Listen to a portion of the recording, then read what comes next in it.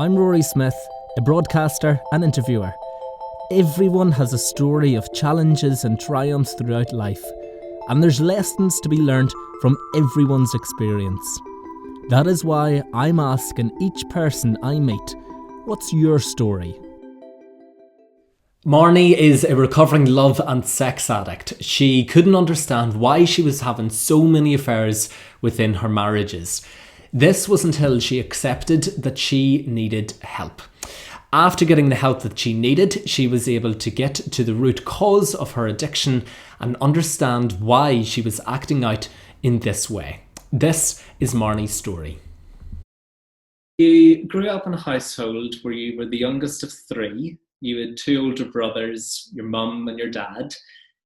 You were 18 months old when your mum was diagnosed with cancer, and your mum passed away when you were 3 years old. What impact did your mum's death have in the family? An impact that is beyond description, beyond anything that I can adequately explain. It's interesting, I never really thought about the fact that it had impacted me until actually I got in recovery when I was age 35.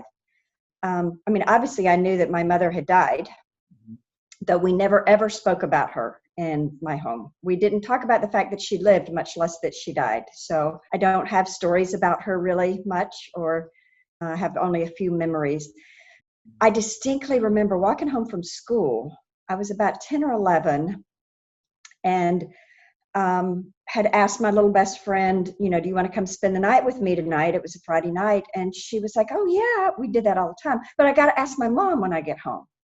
And for some reason, Rory, just that very simple statement, I was like, I don't have a mom to ask. Mm-hmm. It was one of the first times I thought about this really is different. For me, it was just my normal.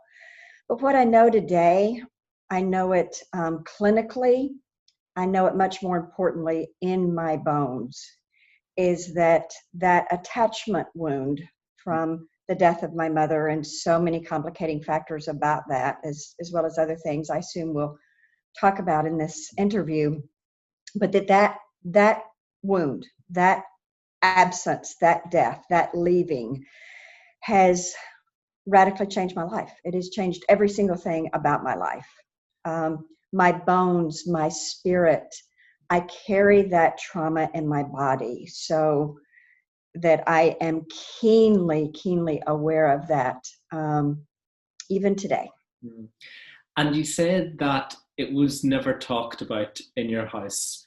Your dad being a single dad, could you talk to him about it? Oh, of course not. No. He had no way to process that grief.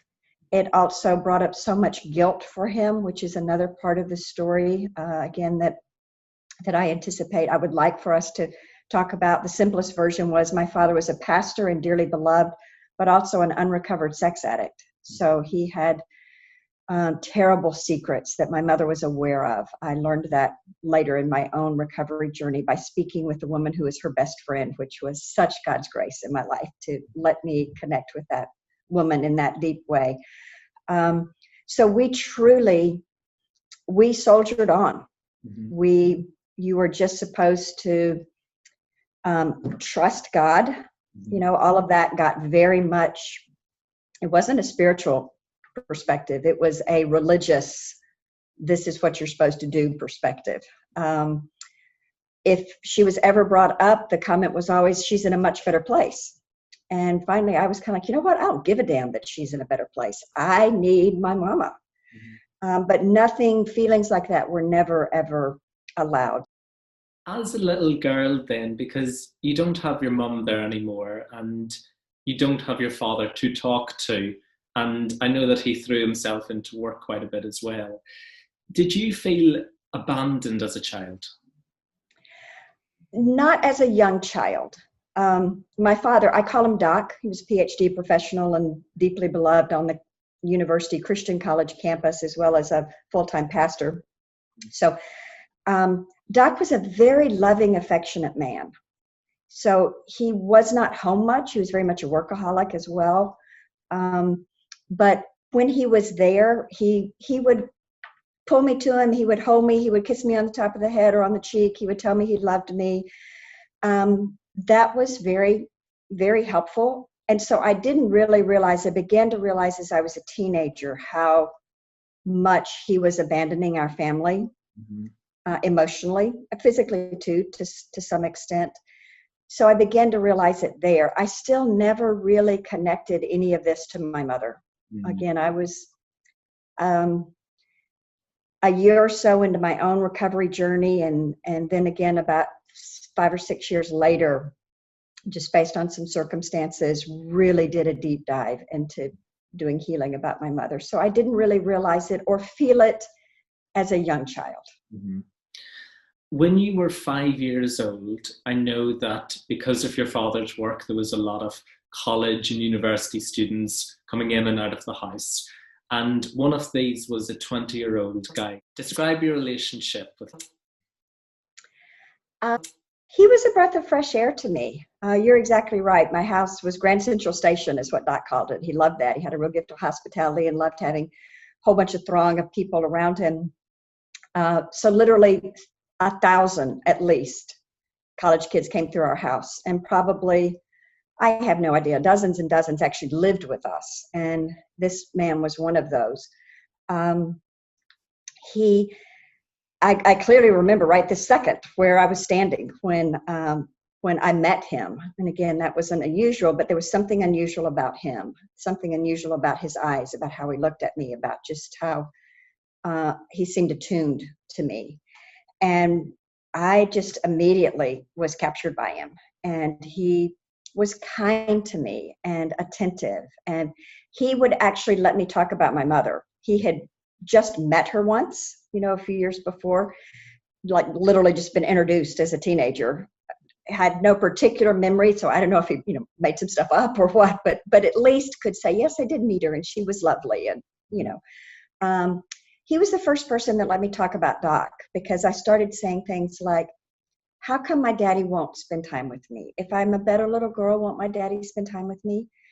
And this man would say, oh, honey, it's not your fault, which was wonderful. And it's just what preachers do, which certainly in the 50s and 60s was what preachers do. And you need a daddy, and it's okay to want your daddy, and I'll be a daddy for you. And he was, and he taught me how to roller skate and how to ride a bicycle. And I was already very interested in writing from the earliest time. My father's a brilliant speaker and writer, and I inherited that. And this man would tell me that my 5-year-old poetry was, astonishing. And of course, I'm certain that it was. And he was the most important figure in my childhood after my father.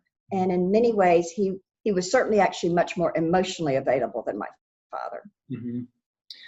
Because of the age difference, because you were 5 and he was 15 years older, he was 20, you now realise that at that time it was abuse. Then as a little girl, how did you see it? I just thought that he was my father's best friend. They particularly as this went on, which it did for 15 years. So as I got older and they got older, they were extraordinarily close. They were inappropriately close.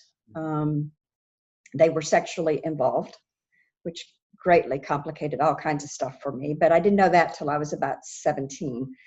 I just thought he was just dear. He was just this favored person.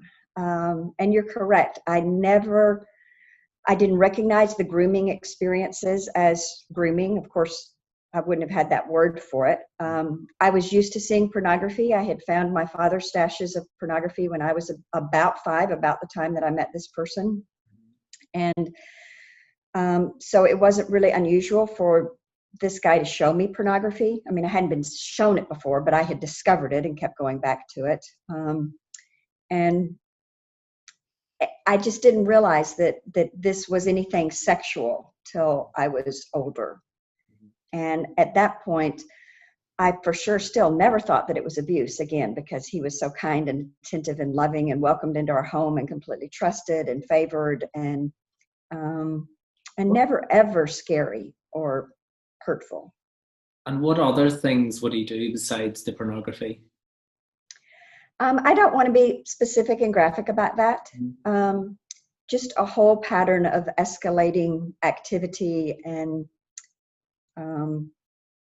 behaviors, both for himself and then from me, that finally I realized this must be something sex. And we sure didn't talk about sex in Doc's home, but just from living in the world, even in the 60s, you had some idea, I guess this is something about sex. This must be something that married people are supposed to do. You first had intercourse with him when you were 16 years old. Around that age, yes. Yeah, around the age of 16. And did you not see it as abuse because you thought that you were making a choice? Yes, absolutely. I was also just so over responsible.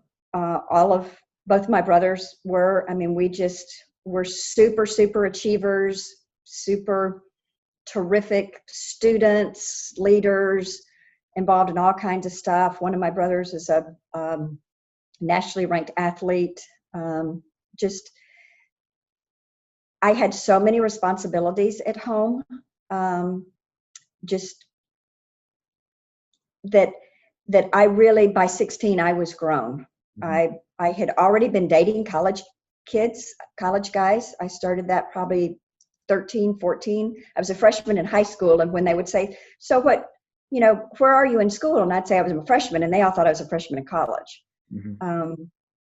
So I really just thought, I'm choosing to be now fully sexual with this person that I dearly love, and he loves me. But by that point, for sure, as a preacher's kid in an awfully conservative Christian denomination, I'm like, this will send me straight to hell.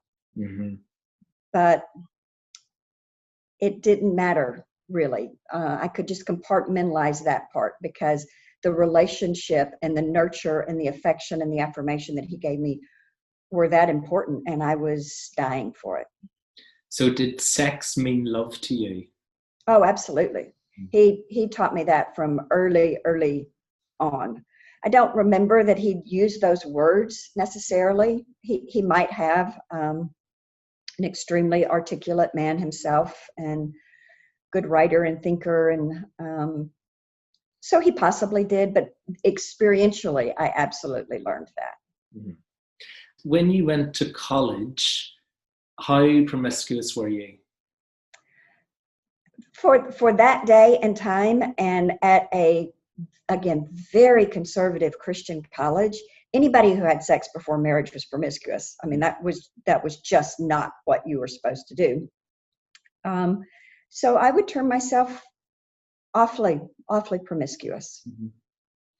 Did this bring shame? Of course, because it was different being sexual with this person, this dear friend, because again, we had developed such a relationship, and I had known him all my life. Certainly what it felt like. So that kind of had its own category. I mean, I've carried shame since I was 3 years old. I thought it was my fault that my mother died. I still carry shame, which is part of the work that I'm doing. I carry it in my bones. And so that's shame and loneliness have been drivers for me.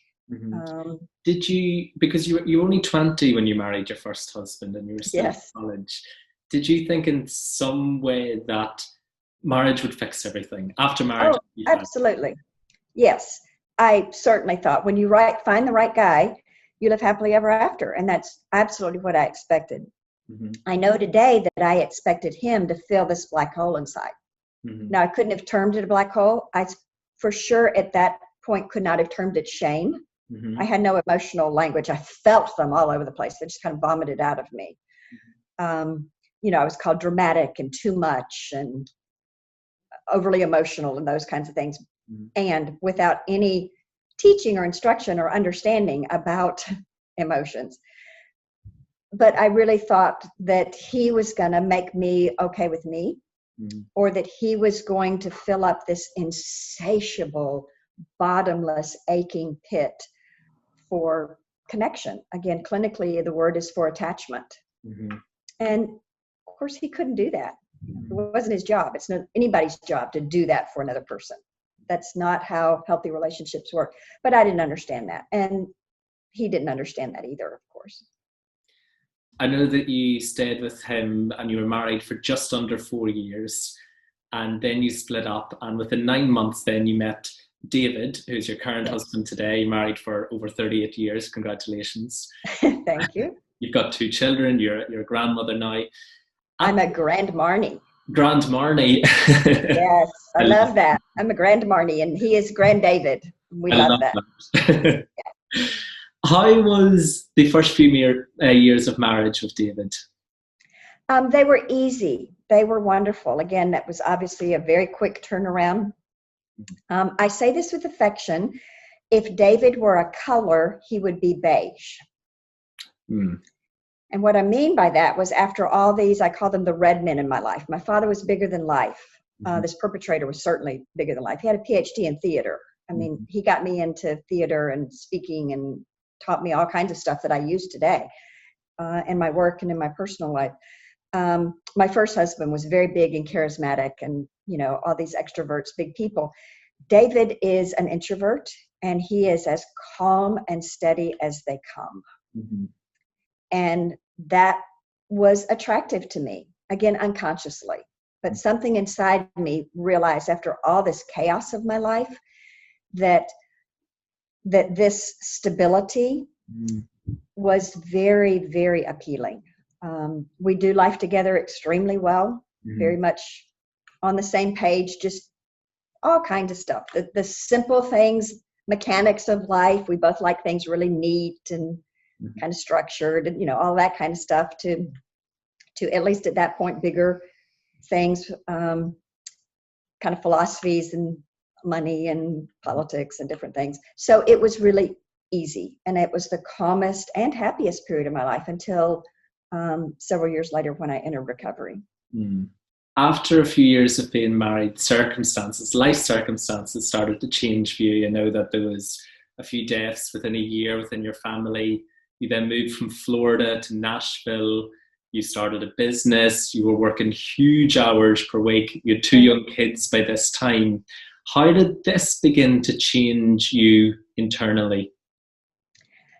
Certainly all those things put incredible stress on me, on David as well.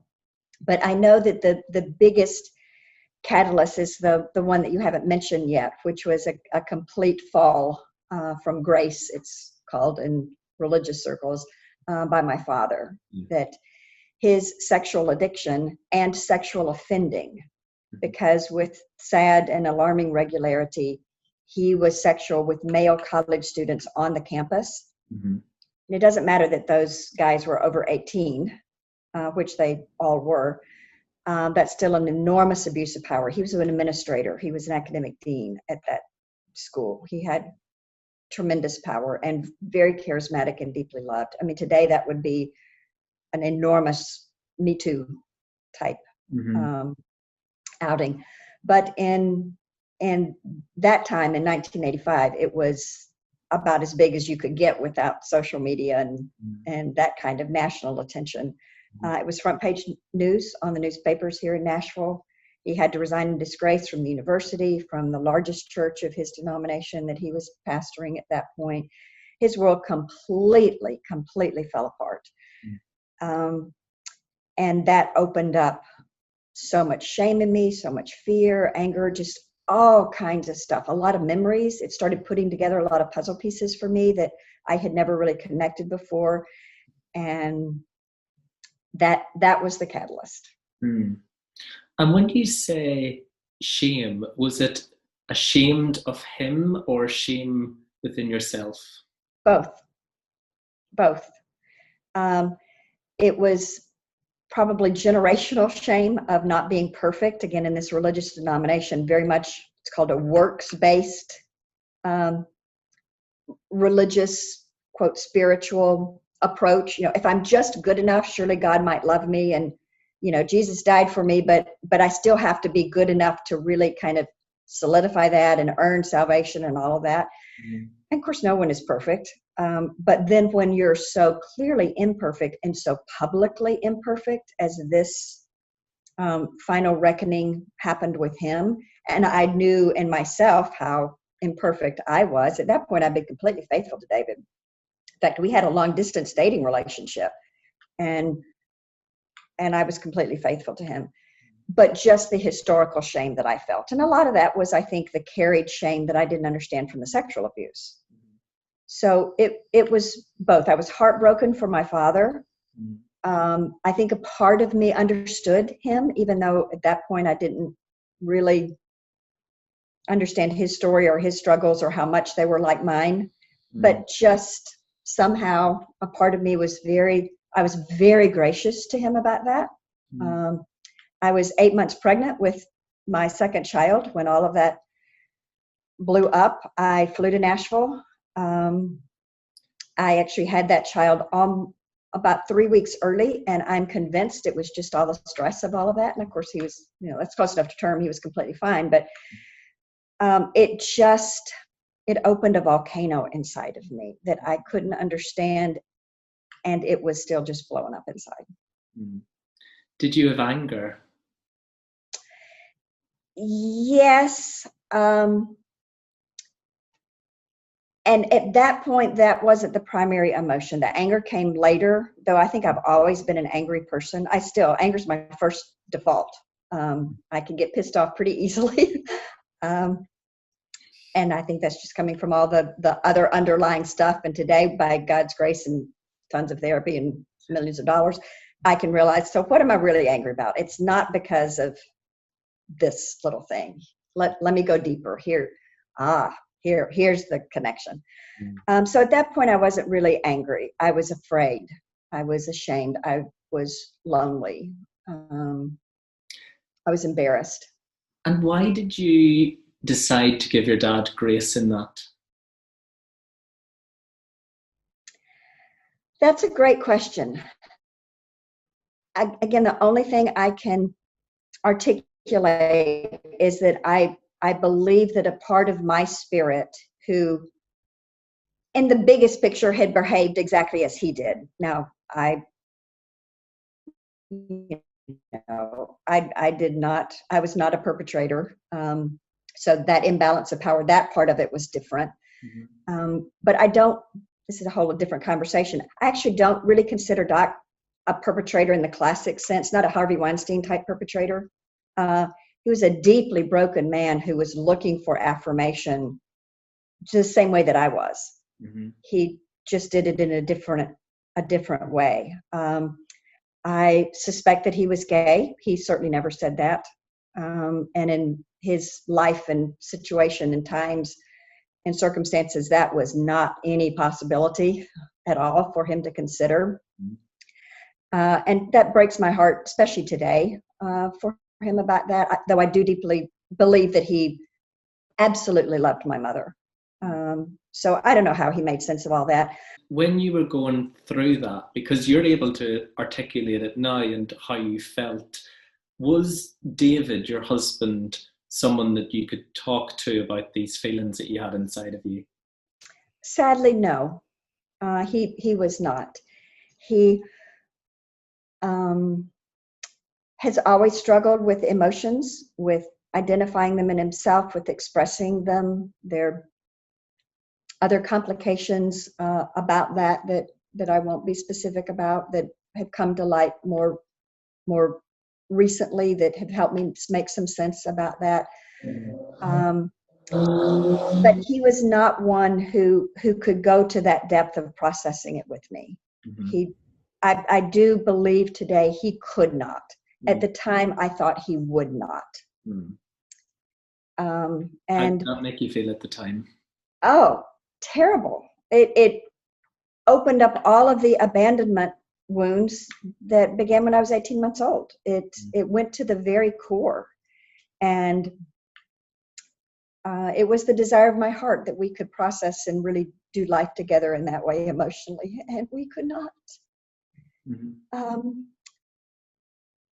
And so I reverted to coping how I started to learn at 5, which was to find someone else who was emotional and present, and who could get down in those weeds and talk about those things with me and deal with those things. And that was my pattern. And that was my pattern then for the next, I'd have to do the math. I always have to say that, and I never quite do the math, but for the next 4-ish years or so of acting out.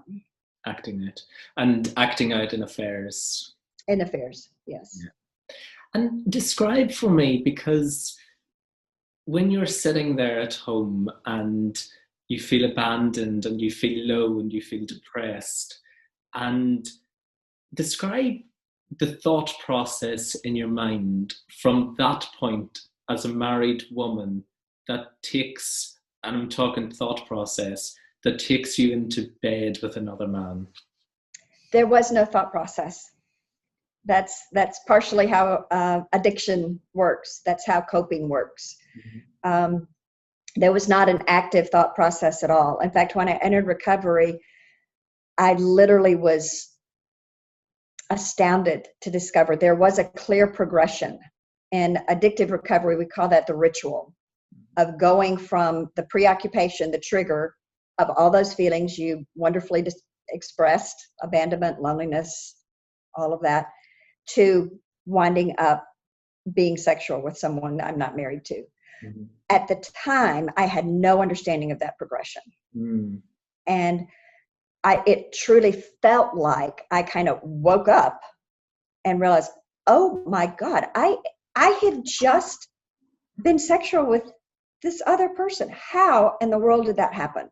I had no understanding that. There was not a thought process. There was certainly not a cognitive thought process about it.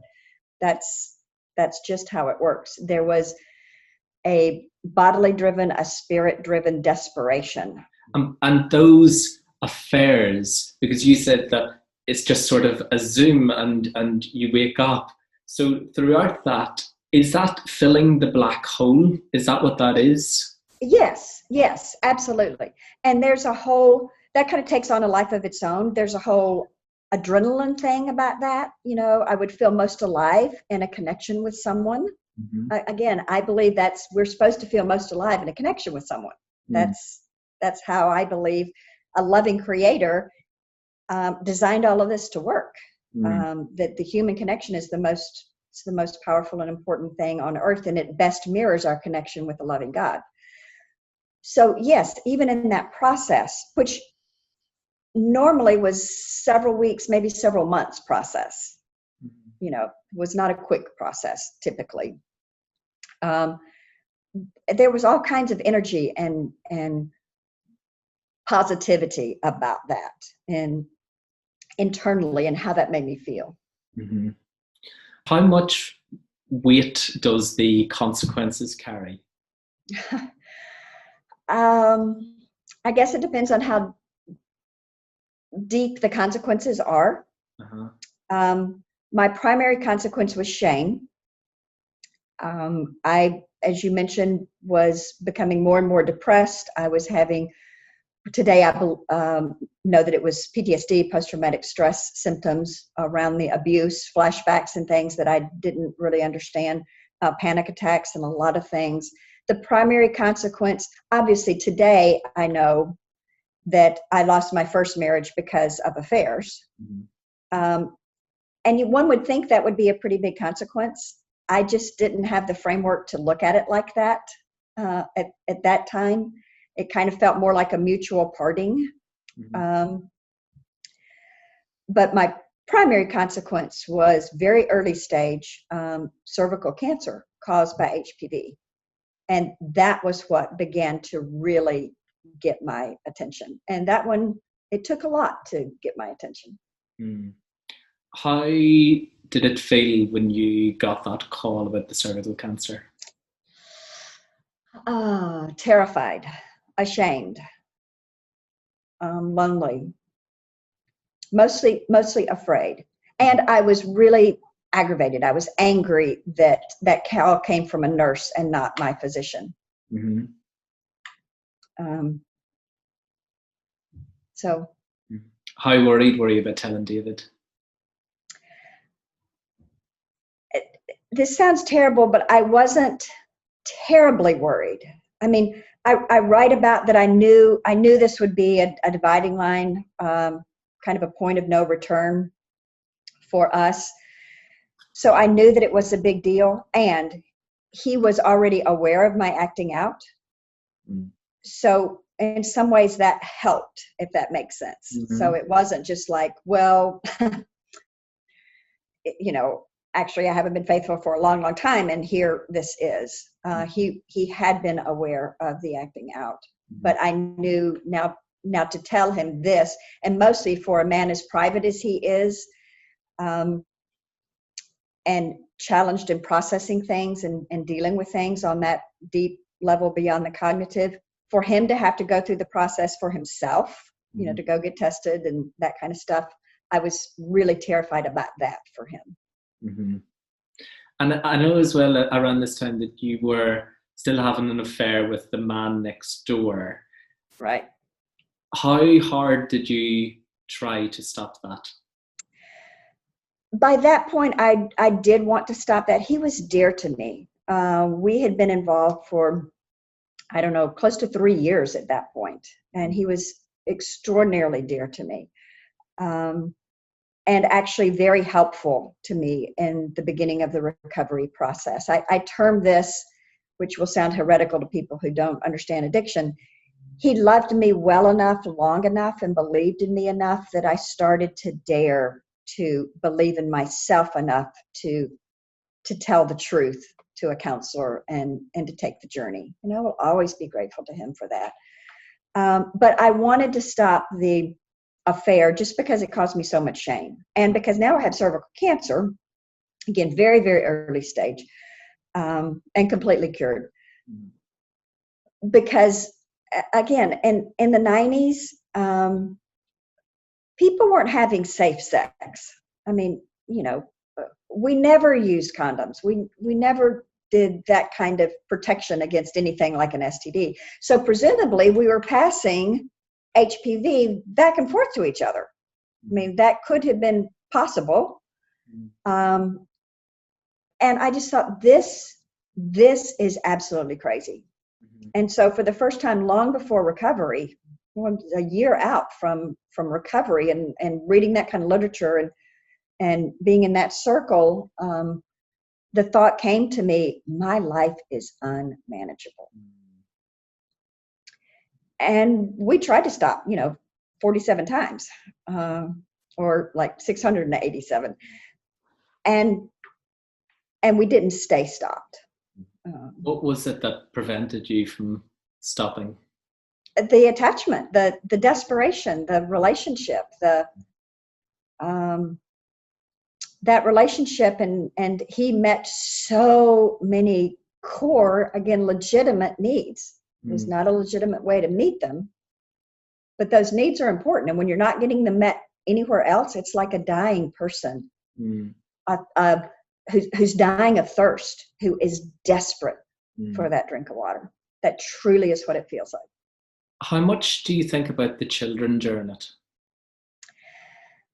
That began to really be weighing on me, because at one point I realized, and at this point the anger about my dad was beginning to come up, because I was still, generally speaking, a fairly present mom. I mean, I didn't travel all the time like he did, so I was physically there. And in terms of routines, I read my children Bible stories and books every day, and attended to them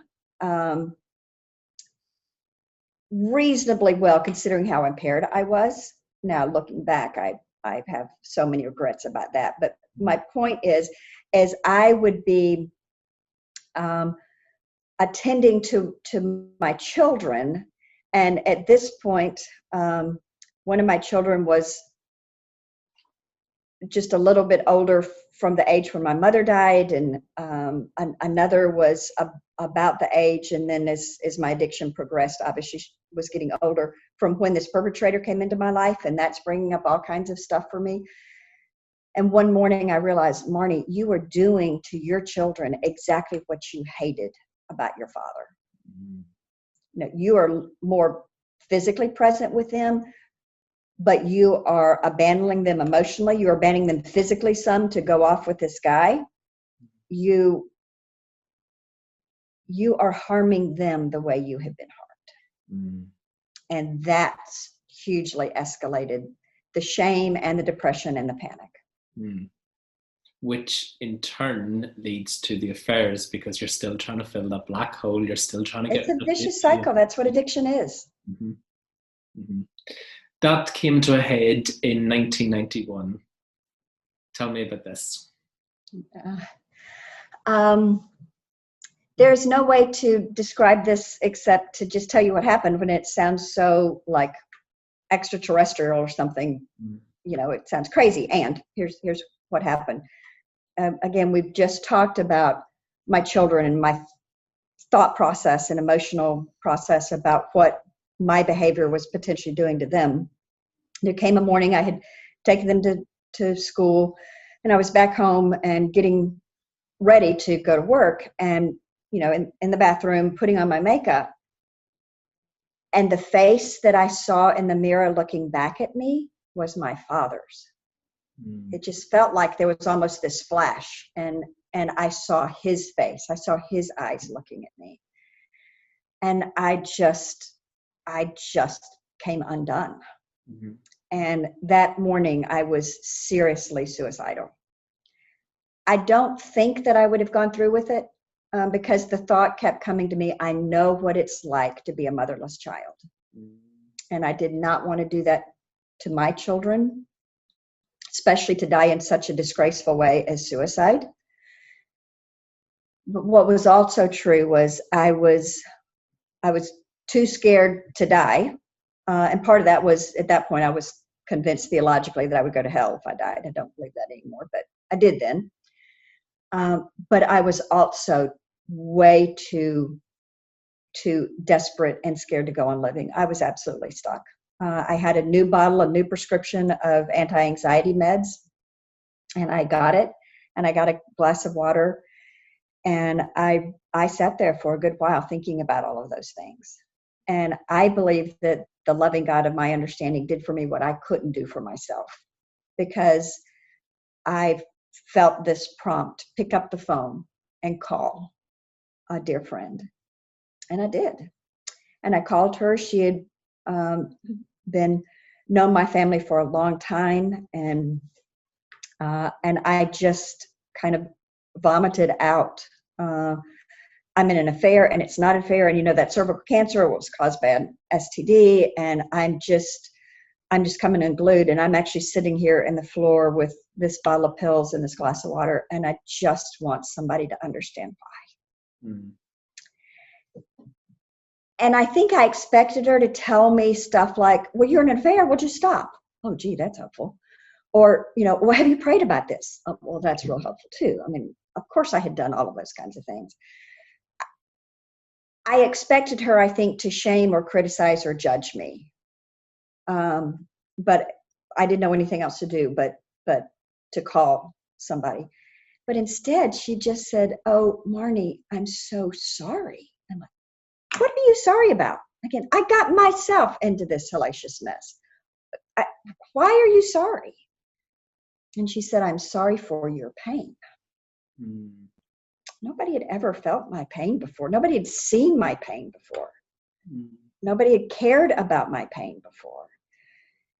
And she said, promise me you're not going to hurt yourself. I'm going to hang up this phone. And at that point, phones only existed like on the kitchen wall, you know. I'm going to hang up this phone. I'm coming to you. I'll get you help. And she did. Mm. And it made all the difference in my life. It was the beginning of healing.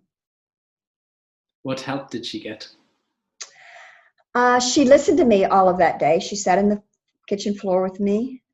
She heard my story. Again, she knew my family. And she was the very first one who said, Marnie, that relationship with this, what I know today, perpetrator, she called his name, that wasn't your first sexual experience. That was sexual abuse. Mm. I was just like, what? Mm. Literally, that had never occurred to me. And she said, I'm working with this Christian counselor, and I think she could help you. And I said, oh, hell no. No, no, no, no, no. I am not talking to a Christian. How has that ever been helpful to me? She's like, no, I promise she's not like that. I really think she could help. And within, I don't know, a week or so, I was sitting in that Christian, very grace-based, very loving, very non-judgmental counselor's office. And at that point in 1991, she was maybe one of 24 people in the country who had trained with this young, kind of up-and-coming researcher, clinician named Dr. Patrick Carnes. Carnes is the guru in the field of sexual addiction recovery. And from the very beginning, made the connection between sexual addiction and trauma. And attachment. And so she had that framework immediately. And in addiction circles at that point, no one had that framework. The alcoholics weren't talking about it. The drug addicts weren't talking about it. You were just supposed to stop. And no one was looking at the deeper issues that were driving these things beyond just the physical addictive components of substances. But Dr. LaRue Moss knew that framework, and it saved my life.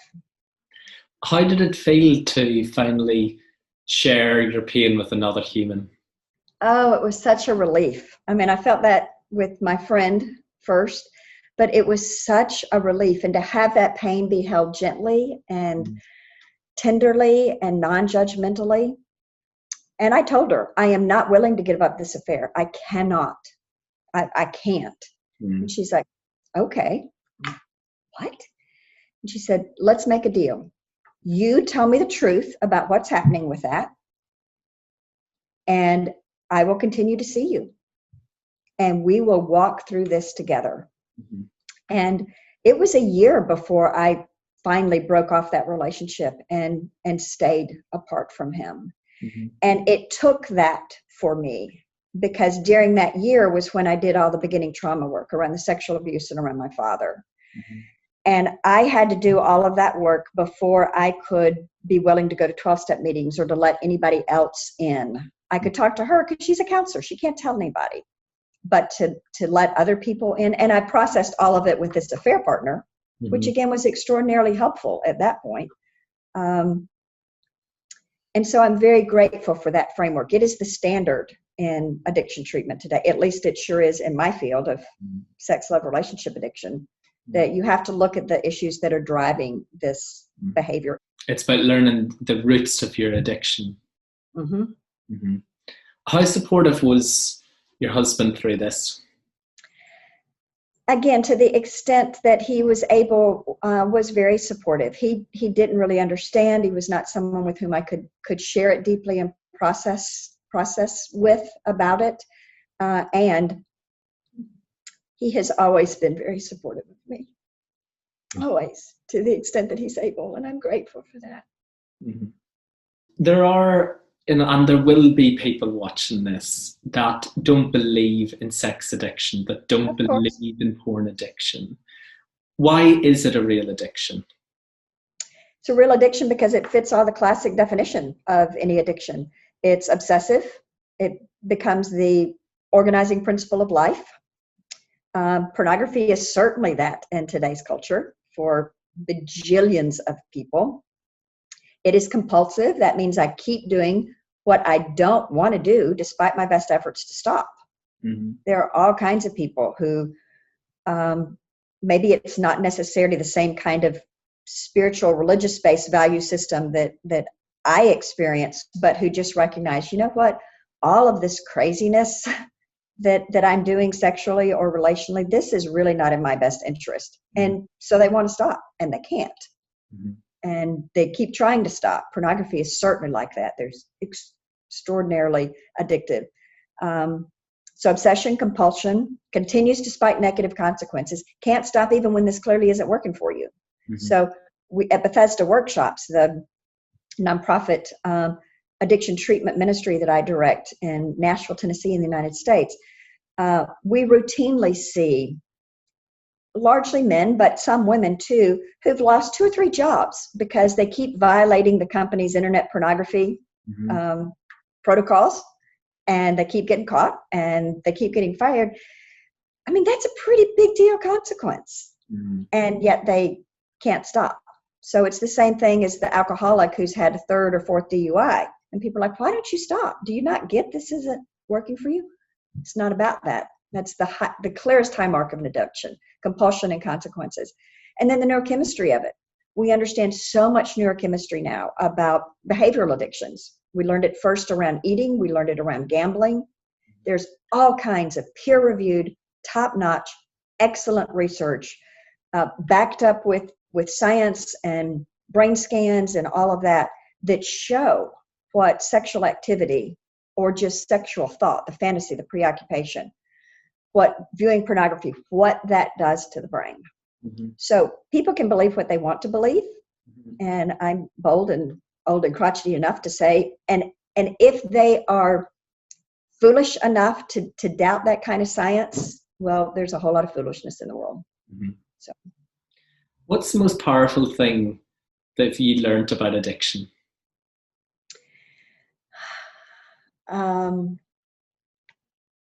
So many things are just flooding my mind. How do I pick one?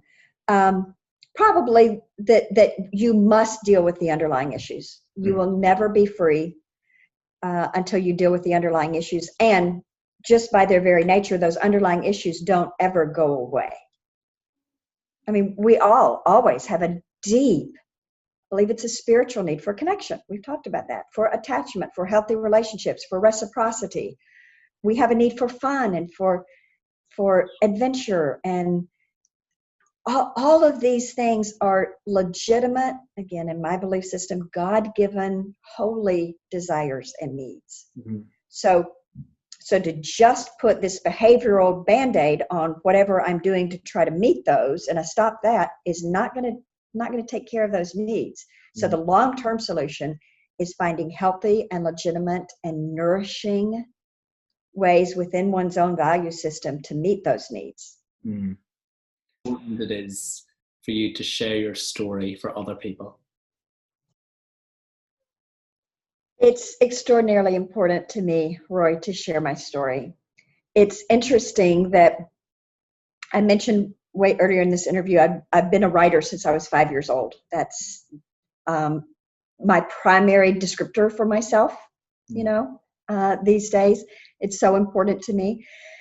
And in that counselor's office, that very first day, I was just done and had sobbed and whatever. And one of her instructions to me, her advice to me was, start keeping a journal, write it down. And I sat in my car and I thought, how interesting, how cool that part of the prescription for healing for this is to write it down. God wants to do something with this story. That was crystal clear from that very first day. And from the earliest meetings, I kept hearing, to me, I'm certain, was the voice of a loving God saying, I have chosen you, I will use this story. And as I began to identify as a female sex, love, relationship addict, and I went back and got a counseling degree and to begin working with people, writing some,